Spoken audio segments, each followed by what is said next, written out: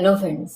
पिछली वीडियो में हम लोगों ने देखा था कि जीडीपी को कैलकुलेट करने के 4 तरीके हैं और इन चारों मेथड्स में से जो मेथड सभी मेजर इकोनॉमीज की जीडीपी को कंपेयर करने के लिए यूज किया जाता है वो है nominal GDP at market price. Basically बात ये है कि रियल जीडीपी की कैलकुलेशन के लिए बेस ईयर की जरूरत होती है और हर एक कंट्री का बेस ईयर डिफरेंट हो सकता है। इंडिया के केस में बेस ईयर है फाइनेंशियल ईयर 2012 और ये भी समय के साथ चेंज होते रहता है। इससे पहले इंडिया के जीडीपी को फाइनेंशियल ईयर 2004 के बेस ईयर पे कैलकुलेट किया जाता था और क्योंकि समय समय पर हर एक कंट्री अपने बेस ईयर को चेंज करती रहती है, इसीलिए सभी देशों के रियल जीडीपी को आपस में कंपेयर नहीं किया जा सकता। और यही रीजन है कि अगर हमें सभी देशों के जीडीपी को आपस में कंपेयर करना है तो वो कंपैरिजन नॉमिनल जीडीपी के केस में किया जा सकता है। तो इसी के साथ हम कह सकते हैं कि हमने जीडीपी यानी ग्रॉस डोमेस्टिक प्रोडक्ट को अच्छे से समझ लिया है और GDP one of the methods है जिसके द्वारा नेशनल इनकम को कैलकुलेट किया जाता है। बट क्या आपके दिमाग में ये क्वेश्चन नहीं आता कि अगर हमें नेशनल इनकम को कैलकुलेट करना है तो प्रोडक्ट्स की वैल्यू का समेशन क्यों किया जा रहा है? नेशनल इनकम का प्रोडक्ट से क्या लेना देना है? भाई सिंपल सी बात है। अगर मैं आपको बताऊं कि मैं एक साल में यूट्यूब से 500 रुपीज कमाता हूँ, 500 रुपये मुझे रेंट से मिलते हैं और पूरे साल में मुझे 1000 रुपीज मिलते हैं मेरी जॉब से, तो आप तुरंत इन सबको जोड़कर मेरी इनकम कैलकुलेट कर दोगे जो होगी 2000 रुपीज। इसी तरह अगर मेरी फैमिली में मेरे अलावा और भी अर्निंग मेंबर्स हैं तो मेरी फैमिली की इनकम को कैलकुलेट करने के लिए मुझे अपनी फैमिली के सभी अर्निंग मेंबर्स की इनकम को कैलकुलेट करना होगा। तो इस तरह मेरी फैमिली की इनकम हो जाएगी 12,100 रुपीज। तो अगर यही लॉजिक मैं नेशनल इनकम को कैलकुलेट करने के लिए लगाऊं तो यहाँ पर मैं अपने देश के टेरिटोरियल एरिया में रह रहे सभी लोगों की इनकम को ऐड कर दूंगा और जो भी वैल्यू आएगी वो नेशनल इनकम होनी चाहिए। तो अगर मेरी तरह आप भी ऐसे सोच रहे हैं तो आप बिल्कुल सही सोच रहे हैं।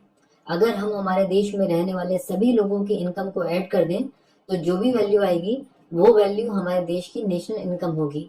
और कमाल की बात यह है कि हमारे देश में प्रोड्यूस हुई सभी गुड्स और सर्विसेज की वैल्यू को जोड़कर भी यही वैल्यू आएगी। और इतना ही नहीं, अगर हम लोग हमारे देश में होने वाले सभी एक्सपेंडिचर्स को जोड़ दें तो भी यही वैल्यू आएगी। सुनने में थोड़ा अजीब लग रहा होगा बट एग्जाम्पल से देखेंगे तो आपको इस बात पर विश्वास हो जाएगा।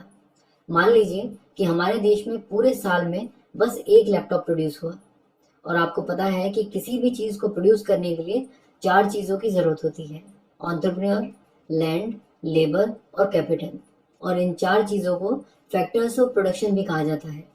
और यहाँ पर ये जो एंटरप्रेन्योर है वो इस लैपटॉप को प्रोड्यूस कर रहा है प्रॉफिट के लिए।